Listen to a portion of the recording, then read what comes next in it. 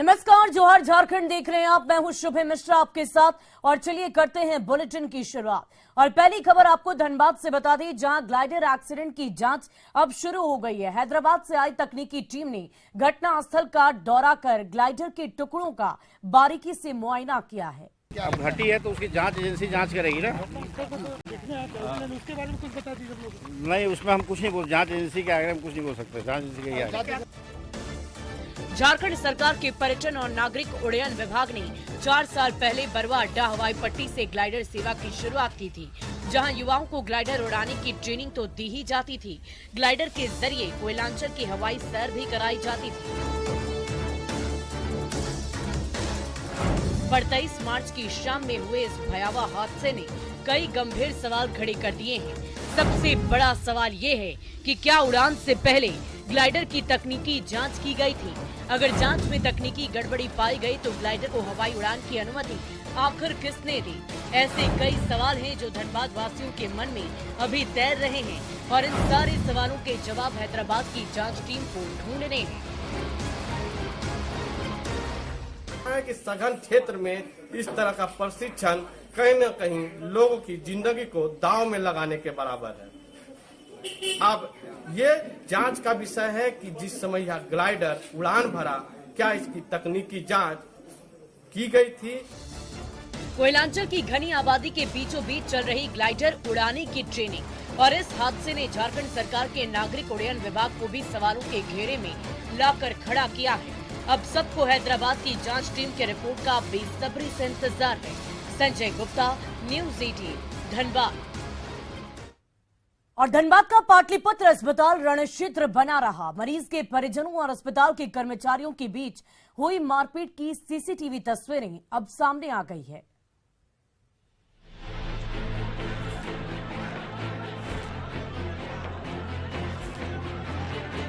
जोड़ा फाटक का पाटलिपुत्र अस्पताल रणक्षेत्र बना हुआ है।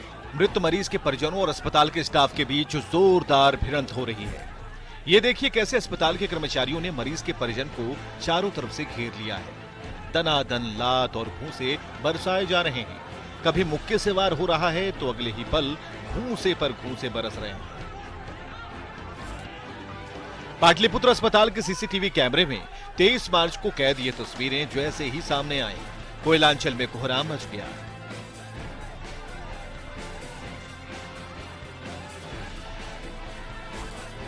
दरअसल पाटलिपुत्र अस्पताल में एडमिट झरिया के 17 साल के मरीज रोहित महतो के इलाज के दौरान मौत हो गई थी। चिकित्सकों पर इलाज में लापरवाही का आरोप लगाकर मरीज के परिजनों ने पूरे अस्पताल में बवाल मचा दिया। गुस्से से आग बबूला परिजनों का सामना करने के लिए अस्पताल के डॉक्टर और स्टाफ भी आगे आए और देखते ही देखते दोनों गुटों के बीच जोरदार भिड़ंत होने लगी। अस्पताल के कर्मचारी लात और घूंसे से वार करते रहे तो गुस्सैल परिजनों का हुजूम बड़ी बड़ी लाठी और डंडे लेकर अस्पताल के कर्मचारियों पर टूट पड़ा। पाटलिपुत्र अस्पताल में करीब 1 घंटे तक हंगामा होता रहा। नाराज परिजनों ने स्टाफ और डॉक्टर ने तो निशाना बनाया ही, रिसेप्शन में भी तोड़फोड़ की। इससे अस्पताल में एडमिट मरीज कांप उठे। वो हंगामा बढ़ने पर बैंक मोड़ पुलिस घटनास्थल पर पहुंची और दोनों गुटों को समझा बुझाकर शांत कराया।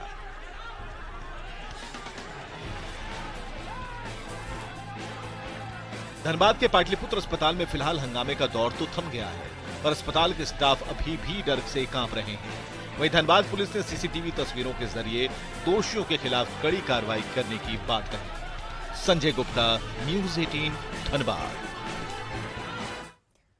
और इधर झारखंड में राहुल गांधी पर सियासत अब गर्मा गई है। कांग्रेस ने इसे अन्याय बताया है तो बीजेपी ने फैसले का स्वागत किया है। वहीं उन पर रांची में चल रहे केस पर भी अब नजरें सबकी टिक गई है।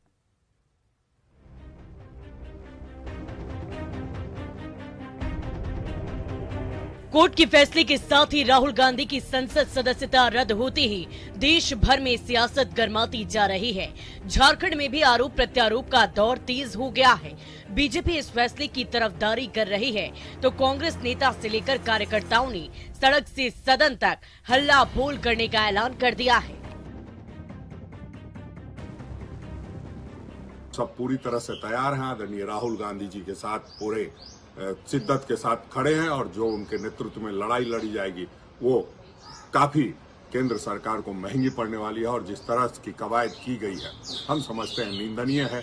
इससे ओछी हरकत शायद हिंदुस्तान की राजनीति में पहले कभी नहीं हुई। जो कुछ भी करना पड़ेगा मैं कहना चाहता हूं, तहस नहस अगर करना पड़ेगा तो तहस नहस मैं कर दूंगा, लेकिन राहुल जी पर आंच नहीं आने दूंगा। एक सच्चा कांग्रेस एक कार्यकर्ता मैं कहना चाहता हूं, झारखंड की 3.5 करोड़ जनता के बीच में ये मैसेज चला गया है कि नहीं गलत हुआ है।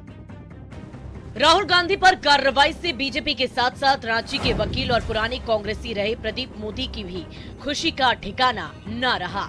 प्रदीप मोदी के पूर्वजों की दान की गई जमीन पर रांची में कांग्रेस का दफ्तर है, पर 2 मार्च 2019 में रांची में आयोजित परिवर्तन उल गुलान रैली में राहुल गांधी के भाषण ने उन्हें ठेस पहुंचाई। वो कांग्रेस से दूर हो गए और उन्होंने राहुल गांधी के खिलाफ रांची कोर्ट का दरवाजा खटखटाया। गुजरात में कोर्ट का फैसला आने पर उन्होंने अपनी ओर से दायर केस पर रांची में भी फास्ट ट्रैक कोर्ट में स्पीडी ट्रायल कराने की मांग की है।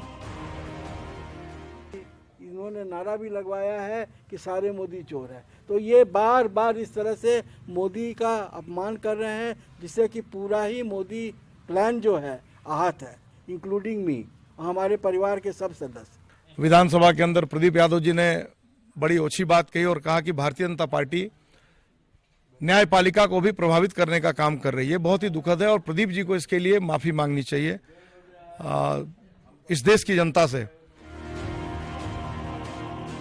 राहुल गांधी पर आए फैसले ने एक बार फिर बीजेपी और कांग्रेस को आमने सामने खड़ा कर दिया है। दोनों पक्षों की ओर से एक दूसरे पर लगातार आरोपों की झड़ी लगाई जा रही है। अविनाश कुमार, न्यूज़ 18, रांची। और इधर सूरत कोर्ट के बड़े फैसले के बाद झारखंड में भी राहुल गांधी की मुसीबतें कम होने का नाम नहीं ले रही है। झारखंड के ट्रायल कोर्ट में राहुल गांधी के खिलाफ फिलहाल 3 केस चल रहे हैं, लेकिन तीनों केस को रद्द करने के लिए राहुल गांधी की ओर से झारखंड हाईकोर्ट में क्वैशिंग याचिका दायर की गई है, पर झारखंड हाईकोर्ट ने मोदी सरनेम केस में उन्हें राहत नहीं दी है। बाकी दोनों केस पर फिलहाल सुनवाई चल रही है और हाईकोर्ट से इन दोनों ही केस में राहत नहीं मिली है, तो राहुल गांधी पर ट्रायल चलना तय है।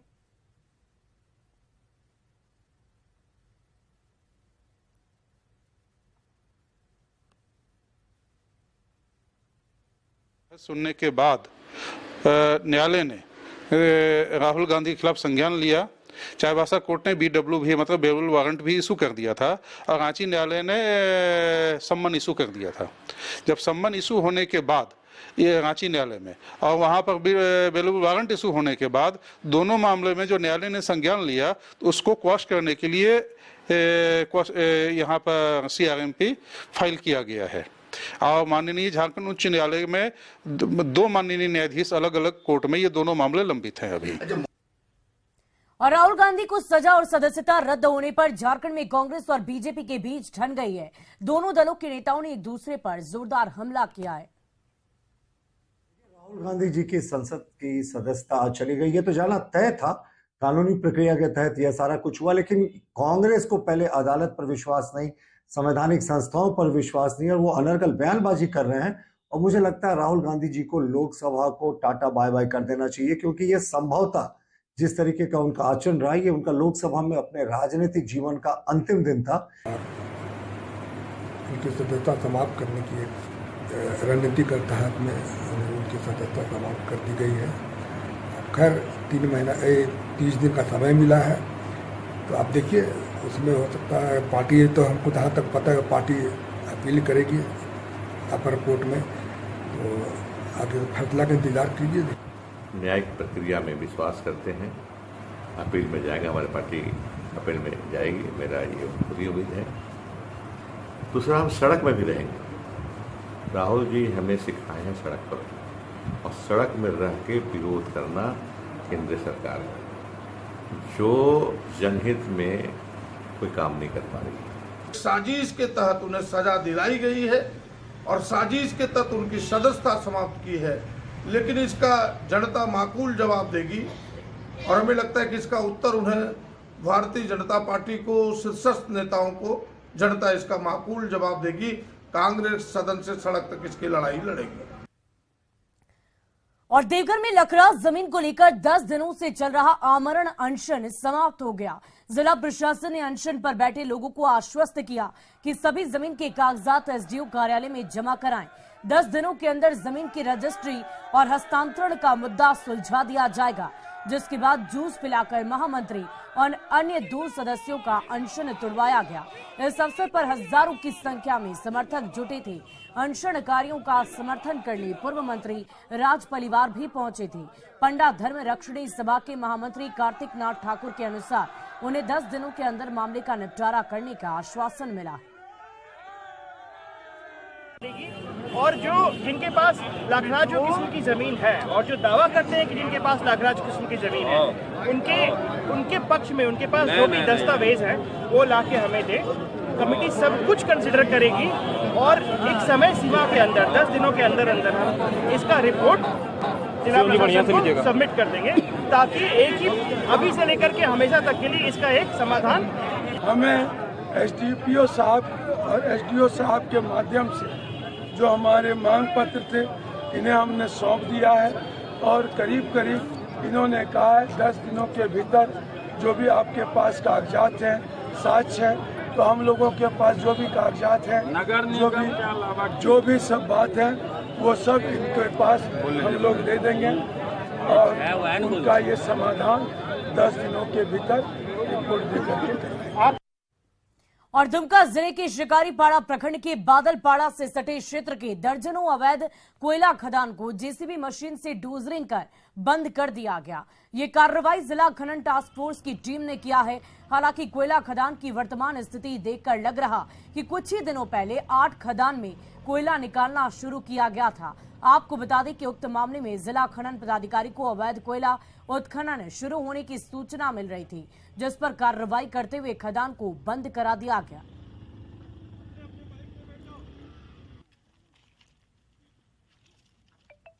शिकारीपाड़ा थाना क्षेत्र के बादलपाड़ा एरिया कल्याणपुर लुटिया पहाड़ में डोजरिंग का काम कर रहे हैं, जो अवैध कोयला का उत्खनन कर रहे हैं, उन लोग के ऊपर कार्रवाई की जा रही है और हम लोग सुबह से लगे हुए हैं और हम लोग कार्रवाई कर रहे हैं।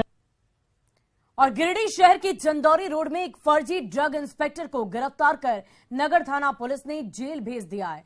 गिरफ्तार फर्जी ड्रग इंस्पेक्टर का नाम दाऊद शमीम है और वो रांची के मेन रोड थाना के अपर बाजार का रहने वाला है। ये ड्रग इंस्पेक्टर बनकर गिरिडीह शहर की दवा दुकानों की जांच के बहाने ठगी कर रहा था और कई दुकानों को झांसा देकर दुकानदारों से ठगी कर चुका है।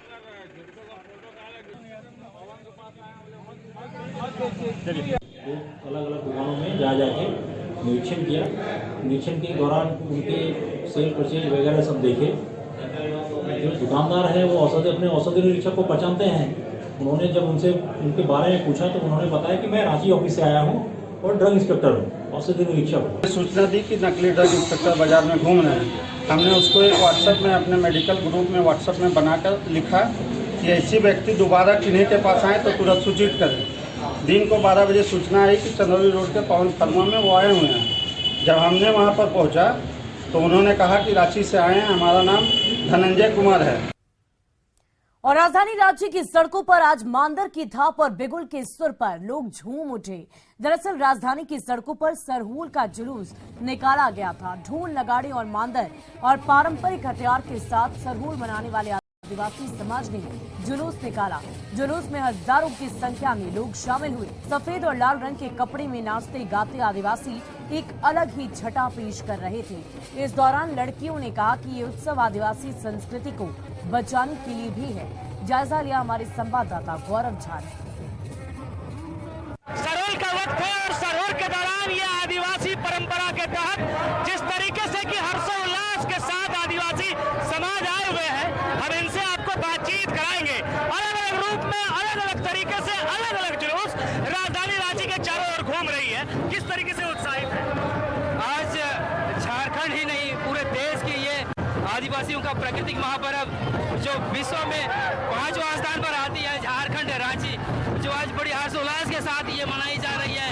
आप देख सकते हैं पूरे मेन रोड में उत्साहित लोगों को सुन सकते हैं। आप देखिए अलग अलग तरीके से ढोल लगा रहे हैं और मांदर के साथ जिस तरीके से लोगों ने सरोल का ये जुलूस निकाला है, पूरा रांची जो है वो सरोल के उस जुलूस में शामिल है और सभी उत्साहित है क्योंकि ये खास होने वाला है, क्योंकि सरोल का जो जुलूस है 4 से 5 किलोमीटर तक पैदल चलकर, आप देखिए ये